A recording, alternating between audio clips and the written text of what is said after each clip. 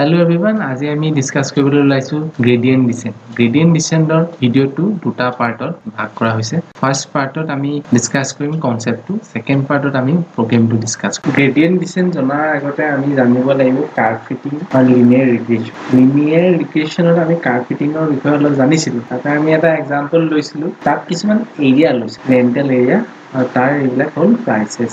এতিয়া এই ডাটাখিনি লৈ মই যদি এনেকে স্কেটাৰ প্লট কৰোঁ, তো এই আমাৰ এনেকুৱা মই এটা প্লট পাই যাম। এই ডাটাবিলাক হ'ল এইবিলাক হ'ল ডাটা, এইবিলাক হ'ল এইফালে মোৰ এৰিয়াটো দিয়া আছে, এইফালে মোৰ প্ৰাইচবিলাক দিয়া আছে। এতিয়া মই কি কৰিব লাগে, এই ডাটাবিলাকৰ ট্ৰেণ্ডটো কোনটো ট্ৰেণ্ডত গৈছে সেই ট্ৰেণ্ডটো মই প্ৰেডিক্ট কৰিব লাগে। তো তাৰ কাৰণে মই কি কৰিব পাৰোঁ, এডাল ট্ৰেণ্ড লাইন আঁকিব পাৰোঁ। এডাল ট্ৰেণ্ড লাইন আঁকিব পাৰোঁ এনেকে। তো ট্ৰেণ্ড লাইনৰ এটা ইকুৱেশ্যন বনিছে, এই যিটো লাইন ট্ৰেণ্ড লাইন মানে হ'ল এডাল আমি কি কৰিছোঁ এতিয়া কাৰ্ভ ফিটিং কৰিলোঁ। সেই কাৰ্ভ ফিটিং হ'ল আমি এডাল ষ্ট্ৰেইট লাইন আঁকিছোঁ। সেই ষ্ট্ৰেইট লাইনডাল কি হৈছে, মেক্সিমাম পইণ্টৰ কাষেদি গৈছে। চ' সেই ষ্ট্ৰেইট লাইনডালৰ এটা ইকুৱেশ্যন বনিছে, এইটো হ'ল ইকুৱেশ্যনটো equal to y equal to 135.79x plus 180.616. এই y equal to mx plus c ফৰ্মত আছে। আৰু এই r স্কুৱেৰটোৱে কি দেখুৱায়, এই যে ইমান পইণ্টকেইটা ওচৰে পাজৰে আছে সেইটো বুজায়। r স্কুৱেৰ ভেলু যিমান একৰ ওচৰলৈ গৈ থাকিব সিমান একুৰেট হৈ গৈ থাকিব। চ' এইটো আমাৰ আছিলে কাৰ্ভ ফিটিং। আৰু এতিয়া কি হ'ল, লিনিয়াৰ ৰিগ্ৰেশ্যনত আমি কি কৰোঁ, এই ডাটাখিনি লৈ আমি এটা মডেল বনাওঁ। মডেল মানে এই ইকুৱেশ্যনটোৱে বনাওঁ।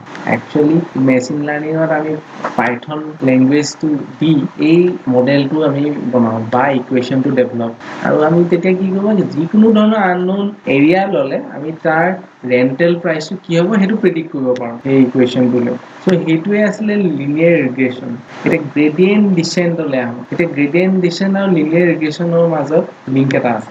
এতিয়া মই যদি কওঁ এইখিনি ডাটাই আকৌ মই ৰাখিছোঁ, এই ডাটাবিলাক হ'ল এই ডাটা। আমাৰ আগতে স্কুলত শিকাইছিলে যে যেতিয়া কোনোবা এটা এই ডাটাবিলাকত ট্ৰেণ্ডৰ পেটাৰ্ণটো আমি কৰিব লাগে, আমি কি কৰিব লাগে, সেই পইণ্টকেইটা কভাৰ কৰাকে এডাল ষ্ট্ৰেইট লাইন আঁকিব লাগে। আৰু ষ্ট্ৰেইট লাইনডালে কি হ'ব লাগে, সেই পইণ্টকেইটাৰ মেক্সিমাম পইণ্টৰ ওচৰেদি যায় যাতে। মানে ইন এ ৱে আমাক কৈছিলে যে বেছ ফিট লাইনডাল আঁকিব লাগে। এতিয়া মই যিকোনো ধৰণৰ লাইন আঁকিব পাৰোঁ। যদি মই পেঞ্চিলে আঁকো, বেছ ফিট লাইন নহ'বও পাৰে। তো বেছ ফিট লাইন কেনেকে হ'ব তাক জানিবৰ কাৰণে এটা ক্ৰাইটেৰিয়া। সেই ক্ৰাইটেৰিয়াটো হ'ল কি, মিন স্কুৱেৰ এৰৰ। মিন স্কুৱেৰ এৰৰ কি হয় আমি ভালকে পিছত চাম, কিন্তু এতিয়া আমি জানি লওঁ যে ক্ৰাইটেৰিয়াটো হ'ল যে মিন স্কুৱেৰ এৰৰ। মিন স্কুৱেৰ এৰৰটো আটাইতকৈ সেই বেছ ফিট লাইনডালত কম হ'ব লাগে। তো এতিয়া গ্ৰেডিয়েন্ট ডিচেন্টটো কি হ'ল, গ্ৰেডিয়েন্ট ডিচেন্টটো হ'ল এটা এলগৰিথম য'ত নেকি ট্ৰেণ্ড লাইনবিলাকৰ ভিতৰত যিকোনো ধৰণৰ ট্ৰেণ্ড লাইন থাকিব পাৰে, যিকোনো অৰিয়েণ্টেশ্যনত থাকিব পাৰে। Out of those trend lines বেছ ফিট লাইন কোনডাল হ'ব সেইডাল বিচাৰ। গ্ৰেডিয়েন্ট ডিচেন্ট এলগৰিথমৰ কামটো হ'ল সেইটো, যে বেছ ফিট লাইনডাল বিচৰা। এতিয়া আমি আহোঁ মিন স্কুৱেৰ এৰৰলৈ।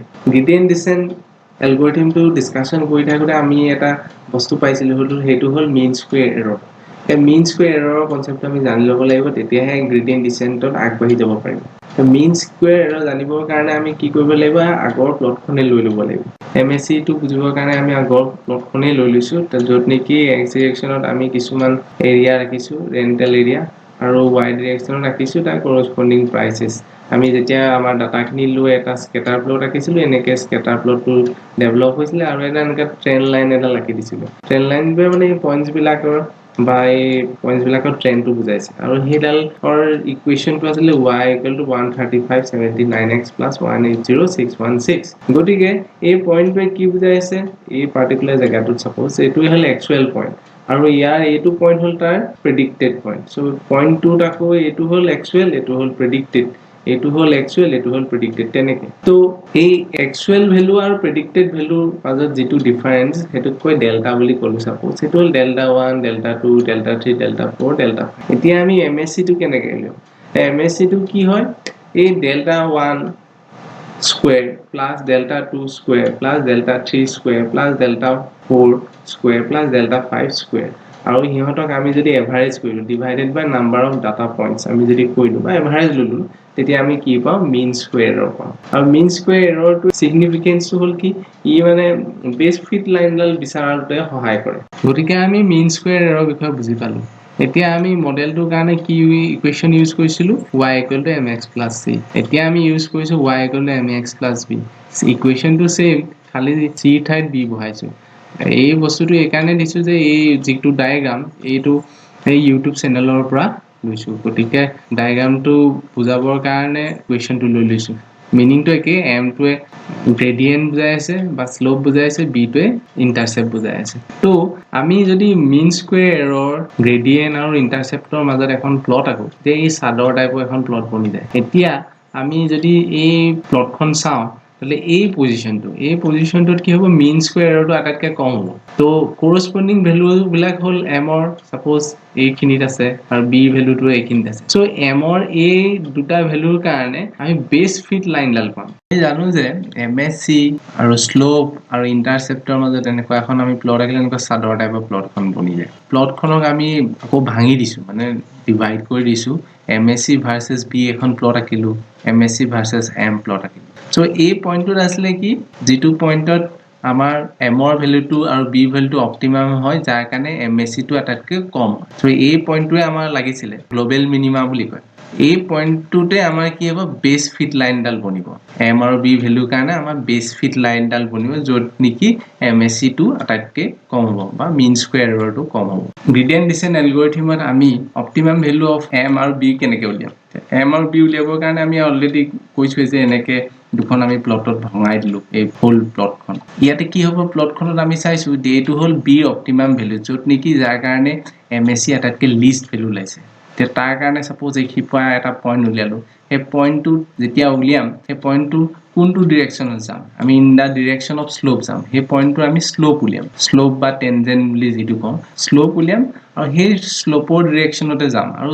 যাওঁতে কি কৰিম ষ্টেপ সাইজলৈ এনেকৈ দেখিছো কমাই গৈ আছো আফটাৰ সাম ইটাৰেশন বা ষ্টেপস আমি কি পাম b পইণ্টটো পাই যাম হেতু পইণ্টত য'ত নেকি msc ভ্যালু আটাইতকৈ অপটিমাম হ'ব পিছত যদি আমি কন্টিনিউ কৰি থাকো b ভ্যালু বাঢ়ি গৈ থাকিব আৰু msc ভ্যালু বাঢ়ি গৈ থাকিব সিমিলাৰলি আমি msc ভাৰ্সেস m ৰ কাৰ্ভত আমি m ৰ ভ্যালুটো অপটিমাম এনেকৈ উলিয়াব পাৰো যদি আমি msc as a function of m আৰু b বুলি ধৰি লওঁ তেতিয়াহলে m আৰু b দুটা হ'ব তাৰ ইন্ডিপেন্ডেন্ট ভেৰিয়েবল আৰু msc টো হ'ব ফাংশন অফ mb গতিকে এইটো এনেকুৱা ধৰণৰ এটা ফাংশন বনি যাব এতিয়া আমি স্লোপ উলিয়াব লাগে slope in the direction of b in the direction of m এনেকৈ উলিয়াব লাগে তাৰ কাৰণে কি কৰিম যেটো ফাংশন হ'ব তাৰ উইথ ৰেসপেক্ট টু m ডিফাৰেন্সিয়েট কৰিম উইথ ৰেসপেক্ট টু b ডিফাৰেন্সিয়েট কৰিম সো এই প্লটখনত আমি এই পইণ্টৰ সাপোজ স্লোপ কেনেকৈ উলিয়াম এই পইণ্টটো স্লোপ হ'ব কি msc to with respect to b আমি ডিফাৰেন্সিয়েট কৰিছিলো সো এইটো ফৰ্মুলা মতে এই পইণ্টটোত মই স্লোপ উলিয়াব লাগিব সিমিলাৰলি